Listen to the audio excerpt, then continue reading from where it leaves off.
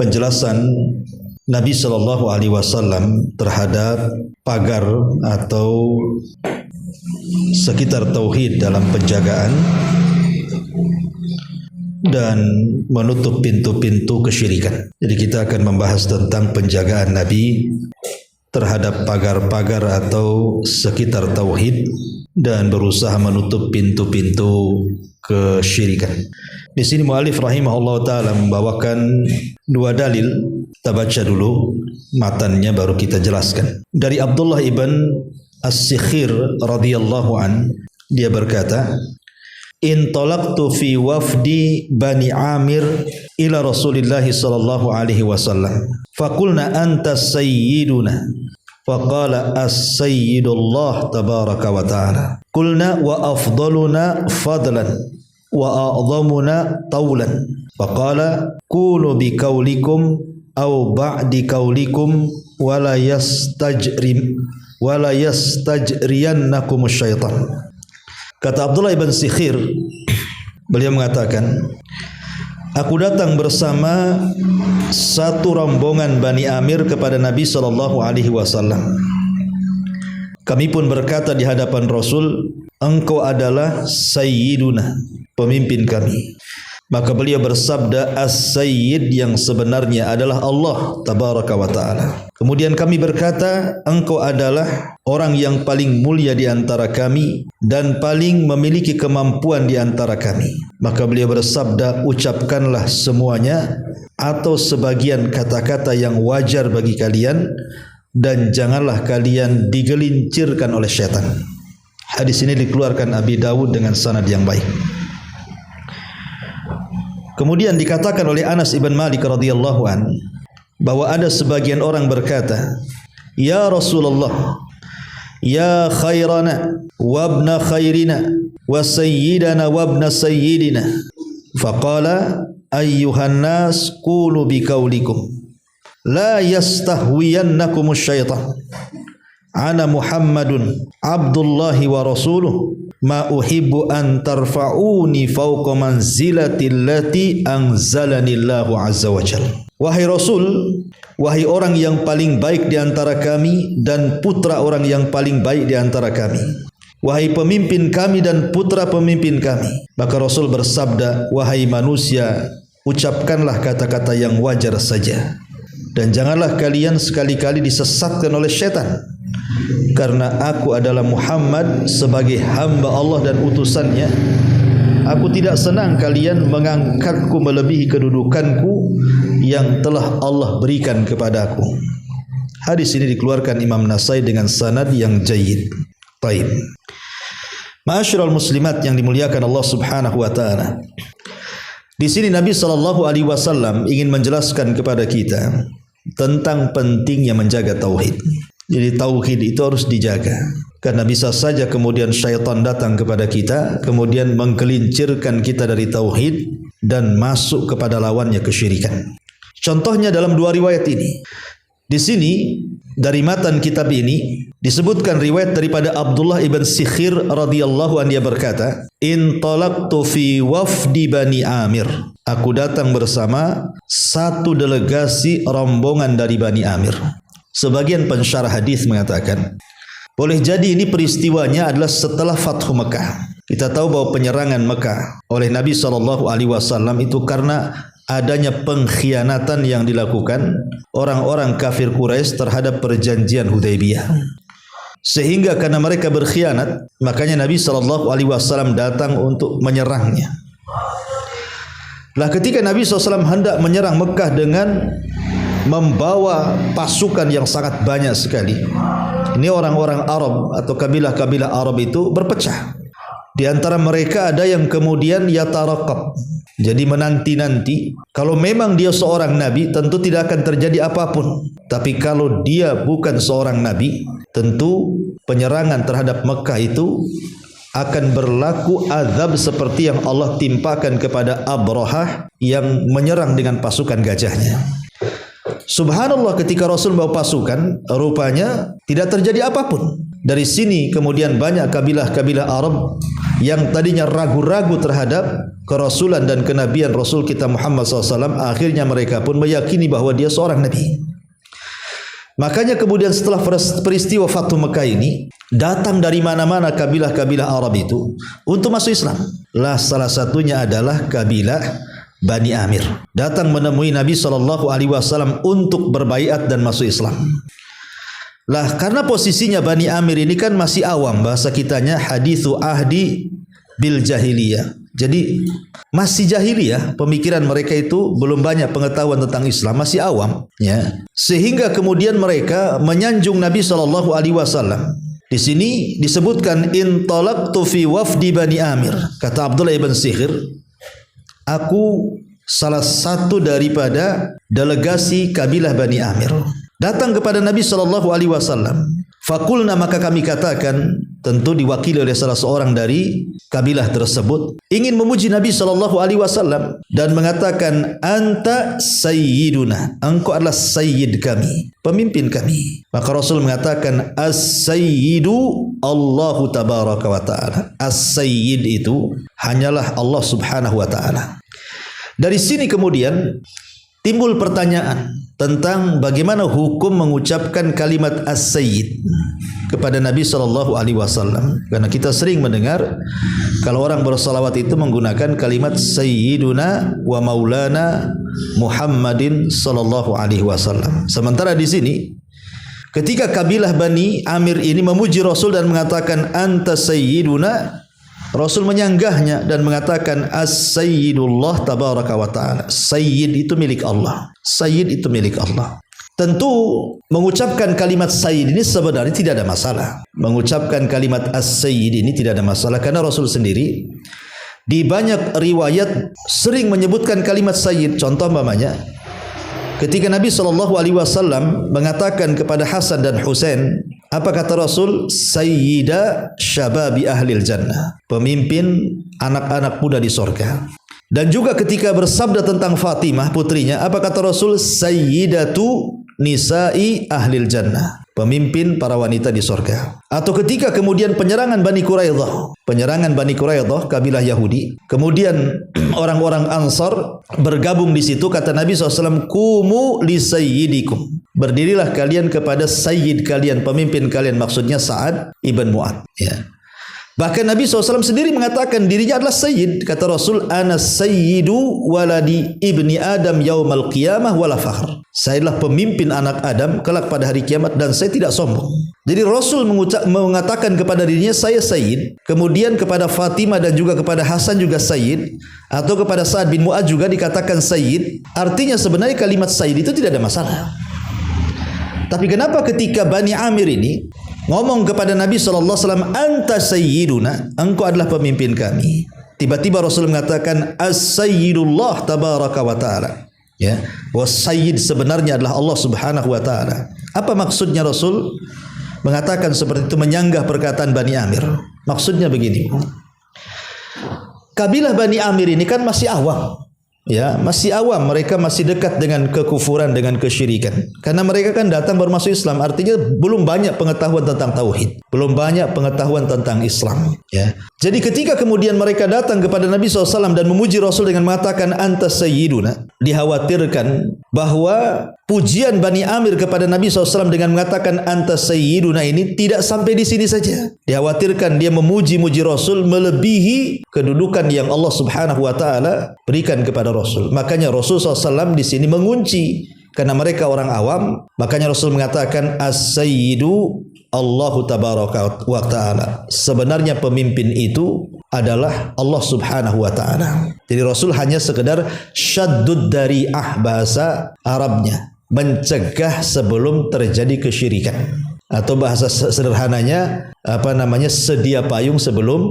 hujan. Karena mereka orang awam, ya. Karena begini, ya, ada di sini ada faedah yang sangat berharga sekali, di mana Nabi SAW mengajarkan kepada kita tentang bahaya orang yang memuji dan bahaya orang yang dipuji. Orang ini kan datang memuji Nabi SAW dengan mengatakan antas sayyiduna. Maka Rasul mengatakan as-sayyidu Allah. Kenapa kemudian dikatakan bahaya bagi orang yang memuji apalagi orang yang dipuji? Satu, karena biasanya orang yang dipuji itu, ibu-ibu yang dimuliakan Allah Subhanahu wa taala, kalau dia orang yang jahat, mungkin karena biasanya pujian-pujian itu kan diberikan kepada orang-orang yang punya kedudukan biasanya. Kalau kayak kita ini mana ada, mungkin ke penguasa biasanya kalau kita menghadap penguasa, raja gitu ya, presiden, menteri, gubernur, biasanya kita datang terkadang memuji mereka, ya.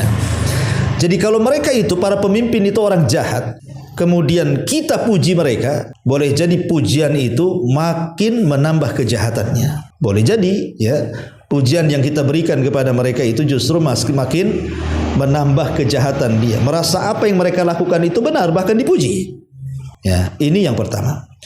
Yang kedua, kalau yang dipuji itu orang taat, ahli ibadah, memang orang baik dia dipuji, maka dikhawatirkan nanti akan timbul ujub ataupun timbul ria. Ya, dikhawatirkan itu, Bu. Ya, namanya setan kan gitu ya. Setan akan datang memberikan was-was. Akhirnya dia jadi sum'ah, dia jadi ria atau dia jadi ujub gitu, dan ini bisa mencelakakan orang yang ahli ibadah tersebut.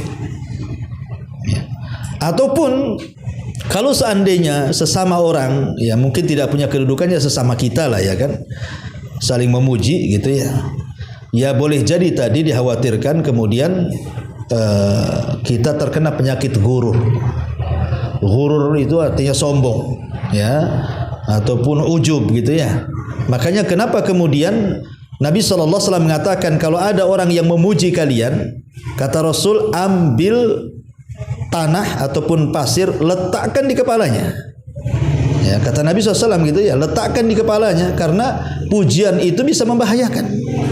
Pujian itu bisa membahayakan.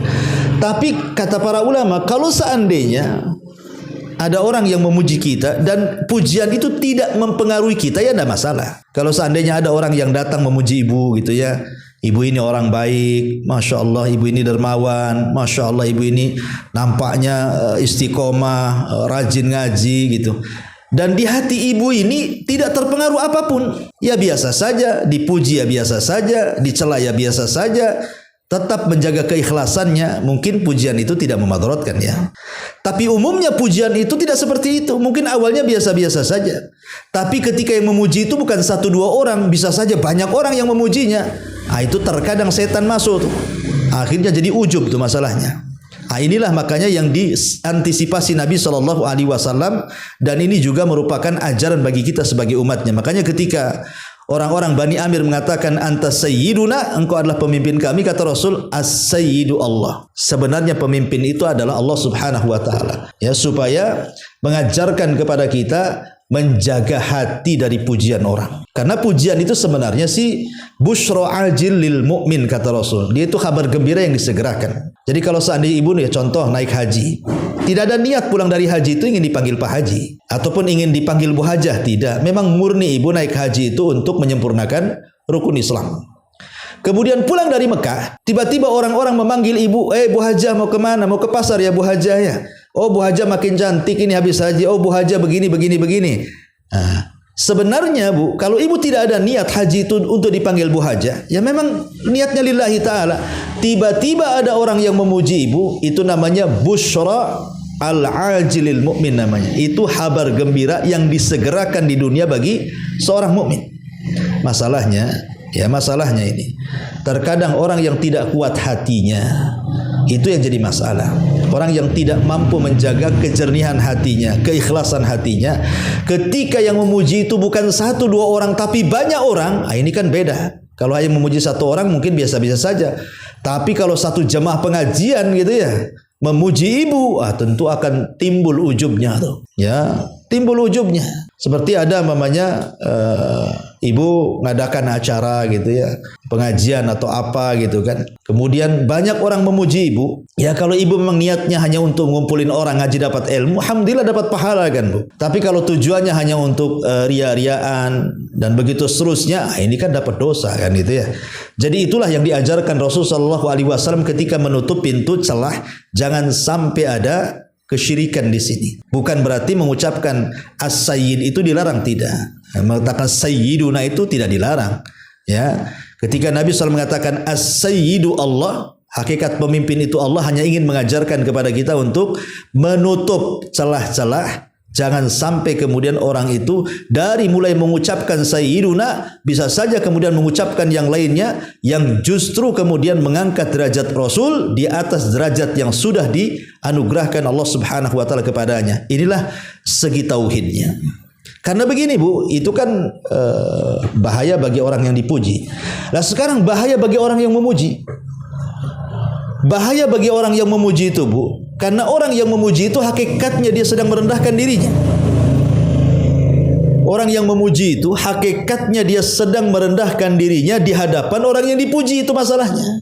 Ya kalau seandainya pujiannya itu hanya sebatas itu saja, dikhawatirkan pujiannya itu sampai menjurus kepada kesyirikan seperti yang dialami orang-orang Nasrani ketika mereka memuji Nabi mereka Isa bin Maryam, melebihi kenabian yang Allah anugerahkan kepada Isa sampai akhirnya meletakkan di atas ketuhanan dan mengatakan dia adalah anak Allah, dia adalah satu di antara tiga Tuhan, atau Isa itu Tuhan itu sendiri. Makanya Rasul tegas mengatakan la tutruni kama atarati an-nasara Isa bin Maryam. Janganlah kalian memujiku melampaui batas seperti orang-orang Nasrani memuji Isa bin Maryam. Katakanlah saya ini hamba Allah dan Rasulnya. Ya. Kemudian sekarang pembahasan ilmiah adalah bagaimana cara menjamaknya. Ya, menjamak riwayat-riwayat ini kan seolah-olah bertentangan kan. Hadis ini Nabi SAW ketika dikatakan anta sayyiduna, engkau pemimpin kami, Rasul menyangga dan mengatakan as-sayyidu Allahu tabaraka ta'ala. As-sayyid itu adalah Allah. Di sisi lain Rasul SAW mengatakan saya adalah sayyid waladi bini Adam. Saya adalah pemimpin semua anak-anak Adam pada hari kiamat. Dan saya tidak sombong. Atau ketika mengatakan kepada Hasan, dia adalah sayyid, pemimpinnya anak-anak muda di sorga. Kepada Fatimah, anda ini pemimpin para wanita di sorga. Kepada Sa'd bin Mu'ad, berdirilah kepada sayyid kalian. Bahkan Abu Bakar Siddiq radhiyallahu anhu pernah dipuji Umar. Dan Umar mengatakan, Abu Bakrin sayyiduna a'taqa sayyidana. Abu Bakar itu pemimpin kami dan dia memerdekakan pemimpin kami. Maksudnya Bilal. Bagaimana cara menggabungkannya ini? Yang satu Rasul membiarkan orang mengucapkan sayyid. Di sini Rasul justru mengatakan jangan katakan sayyiduna, tapi sayyid itu adalah Allah Subhanahu wa taala. Sebagian para ulama membawa bahwa hadis ini larangan tidak sampai ke taraf haram. Ya, kalimat sayyid kepada Rasul itu hukumnya makruh saja, tapi tidak sampai haram. Kenapa? Karena Rasul mengatakan dirinya sayyid. Ini satu pendapat ulama. Pendapat yang kedua, maksudnya Nabi SAW ingin mengatakan kepada kita bahwa hadis ini adalah hadis memansuh semua yang sudah diucapkan Rasul. Seperti Rasul mengatakan Hasan Husain sayyid, pemimpin pemuda ahli sorga. Fatimah pemimpin para wanita di sorga. Sa'd bin Mu'ad pemimpin Ansar. Abu Bakar pemimpin yang memerdekakan pemimpin kami. Maka ini semua sudah dihapus dengan hadis ini. Awalnya dibolehkan, kemudian dilarang. Ya, tetapi ini pun dibantah para ulama. Kenapa? Karena ucapan Umar bin Khattab radhiyallahu an kepada Abu Bakar dan mengatakan Abu Bakrin sayyiduna a'taqa sayyidana, Abu Bakar adalah pemimpin kami yang memerdekakan pemimpin kami Bilal. Ini kan diucapkan setelah meninggalnya Nabi. Ya, walaupun ucapan Nabi ini kan di tahun ke-9 Hijriah, artinya kan ucapan-ucapan sebelumnya itu dimansuh, dihapus dengan hadis ini. Tapi kan Umar mengucapkan setelah wafatnya Rasul, artinya kan boleh mengucapkan sayyid. Makanya kalau seandainya hadis ini memansuh, menghapus hukum sebelumnya, maka ini tidak benar kata ulama. Ya. Lalu apa sebenarnya yang dimaksudkan? Ada sebagian ulama mengatakan bahwa boleh kita mengucap kalimat sayyid ini tetapi kepada orang-orang tertentu.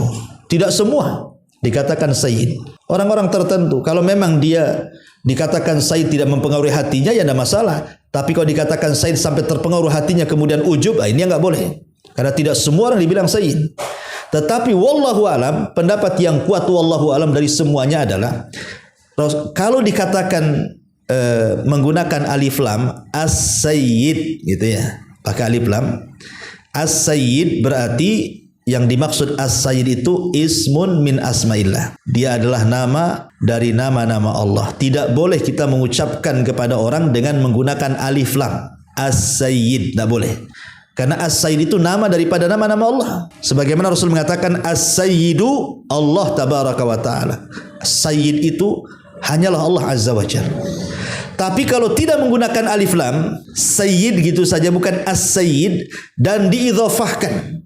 Ya, maksudnya diidhafahkan itu disandarkan kepada kalimat yang lainnya, seperti sayyidu waladi ibni Adam, pemimpin anak Adam, atau sayyid syababi ahlil jannah, pemimpin anak muda di sorga, kepada Hasan dan Husain, atau sayyid nisa'i ahlil jannah, pemimpin wanita di sorga, seperti ucapan Rasul kepada Fatimah, atau ucapan Rasul kepada orang-orang Ansar ketika menyerang Bani Quraidah, kumu li sayyidikum, ya, berdirilah kepada tuan kalian, maksudnya Sa'ad bin Mu'adz. Maka enggak apa-apa, ya. Jadi yang tidak boleh mengucapkan sayyid itu kalau menggunakan alif lam as-sayyidu, itu tak boleh, karena itu adalah nama daripada nama-nama Allah. Tapi kalau tidak menggunakan alif lam maka tidak mengapa. Dalam bahasa Arab itu kalau dinakirahkan itu tidak apa-apa tanpa alif lam. Tapi kalau dima'rifatkan itu yang tak boleh ketika menggunakan alif lam. Taib. Kemudian di sini Nabi SAW kemudian sahabat Abdullah ibn Sihir mengatakan kembali, kulna, kami katakan, afdaluna fadlan wa a'zamuna taulan. Dan kami katakan, wahai Rasul, engkau adalah orang yang paling mulia di antara kami, dan engkau orang yang paling memiliki kemampuan di antara kami. Kalimat taulan itu maksudnya yang paling memiliki kekayaan, ya. Lah kata Nabi SAW, qulu bi kaulikum au ba'di kaulikum. Kalau seperti ini tidak ada masalah. Mengucapkan pujian kepada Nabi SAW dan mengatakan Rasul itu orang yang paling mulia, ya memang dia orang paling mulia di antara kita. Atau yang paling memiliki kemampuan, ya, karena Rasul itu orang paling zuhud, paling takwa, paling beramal, paling banyak pahalanya, enggak ada masalah. Ya, enggak ada masalah, ya. Tetapi walaupun demikian, la yastajriyannakumus syaitan. Walaupun demikian, kata Nabi SAW, sebaiknya dihindari, khawatir kalian digelincirkan setan. Khawatir kalian digelincirkan asyaitan. Dari sini kita tahu pelajarannya adalah, ya, jangan sampai memuji berlebihan. Jangan sampai memuji berlebihan. Walaupun kepada Nabi SAW, kalau seandainya pujian itu terlampau mengangkat Rasul, akhirnya mengeluarkan kedudukan yang sudah diberikan kepada Rasul, sampai menuhankan Nabi SAW. Seperti yang dilakukan oleh orang-orang Sabaiyah. Orang-orang Sabaiyah pengikut Abdullah ibn Sabah yang masuk Islam di zaman Uthman. Orang Yahudi yang pura-pura masuk Islam akhirnya memberontak kepada Uthman. Dia seolah-olah meletakkan loyalitas kepada Ali radhiyallahu an, kemudian memuji Ali melebihi seorang manusia. Apa kata kelompok Sabaiyah pengikut Abdullah ibn Sabah ini di hadapan Ali radhiyallahu anhu? Dia mengatakan, antal ilah, katanya, engkau adalah Tuhan. Nah, ini kan awalnya mereka menyanjung Ali radhiyallahu an dengan sanjungan biasa, berakhir kemudian menyanjung sampai menetapkan Ali sebagai Tuhan dan mengatakan, antal ilah, engkau adalah Tuhan. Nah, ini kan berlebihan. Ini yang dimaksud khawatir dari pujian biasa menjadi pujian luar biasa, menjadi pujian yang kemudian melampaui dari kebiasaan, akhirnya menuhankan seseorang, seperti yang dilakukan Sabaiyah kepada Ali dan mengatakan, antal ilah, engkau adalah Tuhan. Nah, inilah yang kemudian tidak dibolehkan seseorang itu memuji sampai kepada taraf menuhankan Rasul atau menuhankan siapapun. Ma'asyiral muslimat yang dimuliakan Allah Azza wa Jalla, dari sinilah hadis ini menunjukkan bagaimana Nabi SAW ingin memagari tauhid dari kesyirikan kepada Allah Azza wa Jalla. Ini riwayat yang pertama. Kemudian riwayat yang kedua dari Anas ibn Malik radhiyallahu an, ada sebagian orang berkata, ya Rasulullah, ya khairana wa bana khairina wa sayyidana wa ibna sayyidina. Ya Rasulullah, wahai orang yang paling baik di antara kami dan putra orang yang terbaik di antara kami. Faqala, Maka Rasul mengatakan, ya ayyuhan nas qulu biqaulikum wala yastahwiyannakumus syaitan. Wahai manusia sekalian, ucapkanlah kata-kata yang wajar saja. Jangan sekali-kali kalian disesatkan setan. Sebenarnya ucapan ya khairana ini benar, tidak ada masalah. Wahai orang yang paling baik, ya memang tidak ada yang lebih baik daripada Nabi sallallahu alaihi wasallam kan Bu, ya. Ataupun anak dari orang yang terbaik di antara kami, enggak ada masalah kalau yang dimaksud di sini maksudnya nasabnya. Tidak ada nasab yang terbaik kecuali nasab Nabi sallallahu alaihi wasallam, itu berdasarkan riwayat Muslim kan itu. Di mana Rasulullah SAW mengatakan innallaha astafa Kinanatan min waladi Ismail wastafa Quraisyan min Kinana wastafa min Quraisyin min Bani Hashim wastafani min Bani Hashim. Kata Rasul, sesungguhnya Allah memilih Kinanah adalah keturunan terbaik dari anak-anak Ismail, dan Allah memilih Quraisy adalah keturunan terbaik dari Bani Kinanah, dan Allah Subhanahu wa taala memilih Quraisy, memilih Bani Hashim dari suku Quraisy, dan Allah memilih aku orang yang terbaik dari Bani Hashim. Artinya kalau dimaksud Rasul itu anak orang terbaik dari segi nasab, memang benar, ya. Artinya tidak ada yang salah kalimat itu. Tetapi Nabi SAW ingin mencegah jangan sampai pujian biasa menjadi luar biasa sampai akhirnya menuhankan Nabi SAW.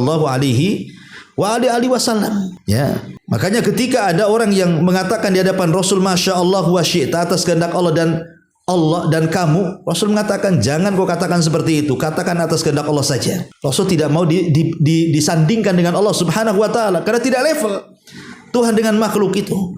Makanya Rasul mengatakan di sini, qulu biqaulikum wala yastahwiyannakumus syaitan. Berkatalah dengan kata-kata yang wajar. Jangan kalian disesatkan setan, tapi katakanlah ana Muhammadun Abdullahi wa rasuluh. Saya ini Muhammad, hamba Allah, dan saya rasulnya. Dan kalimat hamba Allah ini bukan perendahan, tidak. Justru ini adalah kemuliaan bagi Nabi. Ketika Rasul mengatakan saya hamba Allah, berarti ini kemuliaan, ya. Karena Allah Subhanahu wa taala sendiri yang mengatakan dalam surah Al-Isra itu kan, di mana Allah Subhanahu wa taala mengatakan asra bi 'abdihi lailan, yang memperjalankan hambanya di malam hari. Allah tidak katakan yang memperjalankan rasulnya atau nabinya, tapi Allah katakan yang memperjalankan hambanya. Berarti kalimat hamba itu kemuliaan. Karena itu tingkat ubudiyah yang tinggi kita kepada Allah Subhanahu wa taala, merendahkan diri di hadapan Allah. Karena kita hamba. Kita bukan siapa-siapa, kita ini hamba. Hamba bagi Allah Subhanahu wa taala. Maka Rasul ingin katakan ana Muhammadun Abdullah, saya ini hamba Allah, wa rasuluhu, tetapi rasulnya juga. Apa faedahnya kalimat abdun dan rasul? Kata ulama, abdun fala yu'bad wa rasulun fala yukadzab. Hamba jangan disembah dan rasul jangan didustakan. Memang rasul seorang hamba, tapi jangan sampai disembah. Dia hamba sama dengan kita, tapi jangan pula didustakan karena dia seorang rasul. Kemudian Rasul mewanti-wanti di ujung riwayat, ma uhibbu an tarfa'uni fawqa manzilati allati anzalani Allahu azza wa jalla. Maka janganlah kalian sekali-kali mengangkat diriku di atas kedudukanku yang Allah telah anugerahkan kepadaku. Dia seorang manusia sama dengan kita, tapi dia seorang nabi dan rasul. Jangan sampai kemudian kita mengangkat dia sebagai Tuhan, sebagaimana yang banyak dilakukan oleh sebagian orang-orang ekstrim ketika memuji Nabi SAW, bahwa Nabi itu adalah manusia yang bisa menyembuhkan penyakit ataupun memberikan sesuatu hajatnya yang itu mutlak milik Allah. Kan banyak itu kalau ibu pernah umroh atau haji itu kan, bukan? Saya mendengar itu banyak jemaah haji Indonesia itu kalau datang ke kuburan Nabi SAW itu melempar tulisan yang sudah ditulis di hotel, Bu. Jadi orang-orang ini nulis di hotel permintaan-permintaan dia, kemudian kertas itu dilinting, Bu. Ya. Kemudian mereka masuk ke raudhah, ya kan nampak tuh dari lubang-lubang tuh kan, dilempar ke situ, Bu. Meminta sesuatu yang itu tidak bisa diberikan Nabi. Ya. Tapi sayang itu baru saja dilempar itu sudah disapu sama tukang sapu tuh, Bu. Jadi dia belum sempat sampai itu kan, karena sudah disapu sama tukang sapu sehingga nggak sampai keinginannya. Ya. Tapi walaupun tidak disapu oleh tukang sapu tuh tulisan-tulisan itu, tidak ada gunanya meminta kepada Nabi SAW. Dia seorang hamba sama dengan kita, tetapi dia Nabi dan Rasul. Tapi dia bukan Tuhan. Permintaan kita itu tidak bisa dikabulkan oleh dia. Makanya Nabi SAW dengan tegas mengatakan kepada Abdullah ibn Abbas radhiyallahu anhuma yang ketika itu masih kecil, diajarkan tauhid dan dikatakan, "Idza sa'alta fas'alillah wa idza sta'anta fasta'in billah." Kalau kau minta kepada Allah. Kalau engkau minta pertolongan, mintalah pertolongan kepada Allah Subhanahu wa taala. Ma'asyiral muslimat yang dimuliakan Allah Subhanahu wa taala. Maka faedah yang besar dari apa yang kita kaji ini intinya adalah jangan sampai kemudian kita ini korban dari pujian atau merasa menghinakan diri karena memuji orang lain. Ya, karena bagaimanapun bahaya, Bu ya.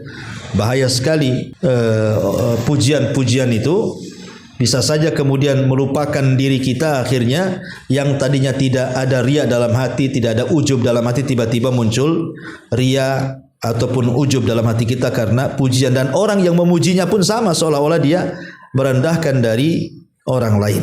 Wallahu alam. Dari sini kita tahu bagaimana Nabi SAW ingin menjaga kemurnian tauhid. Ya, apalagi kalau kita melihat di zaman sekarang, Bu ya, belajar tauhid itu sesuatu yang sangat urgent sekali, sesuatu yang sangat dihajatkan di masyarakat ngaji tauhid itu. Kenapa? Karena sudah terlampau banyak penyimpangan manusia dari tauhid ini. Mulai dari syirik kecil sampai syirik besar itu setiap hari menyebar. Ya, menyebar sekali-kali. Di mana-mana itu orang yang datang ke dukun, ke paranormal, bomo, Masya Allah, makin hari makin luar biasa. Orang yang datang ke kuburan wali-wali meminta-minta di sana, itu sudah nggak aneh lagi gitu kan? Orang yang ziarah-ziarah wali, ya. Kalau mereka hanya ziarah kubur saja, ya tidak ada masalah kan gitu ya. Ziarah kubur itu pun sebenarnya ada hadis yang mengatakan la tushaddur rihal illa salasati masajid. Tidak boleh seseorang melakukan perjalanan dalam rangka beribadah kecuali ketiga masjid saja, kata Rasul, Masjidil Haram, Masjidil Aqsa dan Masjid Nabawi kan itu. Ya. Tetapi kenyataannya orang-orang yang ziarah kubur itu, khususnya ziarah kuburan para wali-wali itu, mereka meminta-minta di situ. Meminta jodoh, meminta ekonomi, meminta jabatan, pangkat dan yang semacamnya. Mustahil mereka mengabulkan.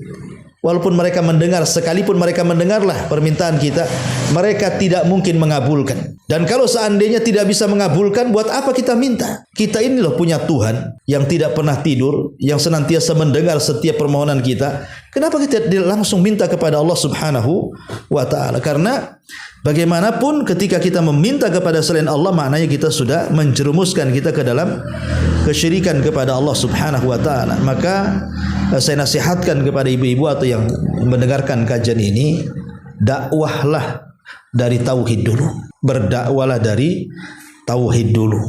Bahasa Arabnya at-tauhidu awwalan. Berdakwah tauhid dulu baru yang lainnya. Kenapa? Satu, karena tauhid itu puncak tujuan manusia diciptakan. Wa ma khalaqtul jinna wal insa illa liya'budun. Tidaklah aku ciptakan jin dan manusia kecuali untuk beribadah. Yang kedua, karena tauhid adalah puncak diturunkan kitab-kitab dan puncak diutusnya semua para nabi dan rasul. Jadi tujuan diutusnya semua para nabi dan rasul sejak Adam sampai rasul kita Muhammad SAW, dan juga diturunkannya kitab-kitab langit mulai dari Suhuf, kemudian Taurat, Injil, Zabur sampai Al-Quran, dan juga kitab-kitab yang tidak kita kenal, itu semua inti kandungannya adalah mengajak kepada tauhid. Kemudian yang ketiga, bahwa tauhid adalah puncak dari membersihkan jiwa manusia. Jadi kenapa kita disuruh untuk tazkiyatun nafas? Karena tujuan dakwah Rasul itu wa yuzakkihim, membersihkan kesyirikan dalam hati kita. Jadi kalau hati kita ini kemudian terpusat kepada tauhid dan berusaha menghilangkan kesyirikan dalam hatinya, berarti inilah puncak tauhid, membersihkan hati dari segala jenis kesyirikan dan kemaksiatan kepada Allah Subhanahu wa taala yang akan mengurangi kesempurnaan tauhid. Kemudian juga tauhid adalah yang menjadikan darah kita, harta kita, kehormatan kita menjadi haram untuk ditumpahkan, haram untuk diambil dan haram untuk dirobek. Karena orang yang sudah mengucapkan dua kalimat syahadat berarti terjaga tuh darahnya, terjaga hartanya, terjaga juga kehormatannya, tidak boleh ditumpahkan, tidak boleh diambil dan tidak boleh dirobekkan gitu. Termasuk juga dakwah seluruh para nabi. Dakwah seluruh para nabi itu mengajak manusia u'budullaha wajtanibut taghut. Sembahlah Allah dan jauhi sesembahan selain Allah Subhanahu wa taala alias taghut. Kemudian juga tauhid adalah awal kewajiban manusia dan akhir kewajiban manusia. Awal kewajiban manusia adalah tauhid. Karena orang masuk Islam itu tidak dikatakan Islam kecuali membaca 2 kalimat syahadat, salah satunya asyhadu alla ilaha illallah. Dan juga akhir kewajiban, karena Rasul mengatakan man kana akhiru kalamihi la ilaha illallah dakhalal jannah. Siapapun yang akhir ucapannya mengucapkan kalimat tauhid la ilaha illallah maka dijamin masuk surga. Dan yang terakhir, Allah tidak akan melihat amal siapapun. Tidak akan melihat amal siapapun, baik amal zahir ataupun batin, baik amal yang sedikit ataupun banyak, kecuali yang beramal itu berada di atas tauhid. Inilah pentingnya kita menjaga tauhid hari ini, karena sudah tergerus sedikit demi sedikit tauhid ini karena terlampau banyak kesyirikan. Apalagi dengan adanya medsos ini, betapa banyak orang-orang yang mereka buat konten itu hanya sekedar untuk ria-riaan, sum'ah-sum'ahan, ujub-ujuban, takabur-takaburan. Kan umumnya medsos itu sekarang begitu, Bu. Ya, dia buat konten-konten itu hanya ria-riaan saja, atau tujuannya hanya mencari uang saja, popularitas dan begitu saja, tanpa kemudian mengindahkan tentang urusan tauhid. Nah, ini bahaya, ya. Wallahu a'lam bishawab.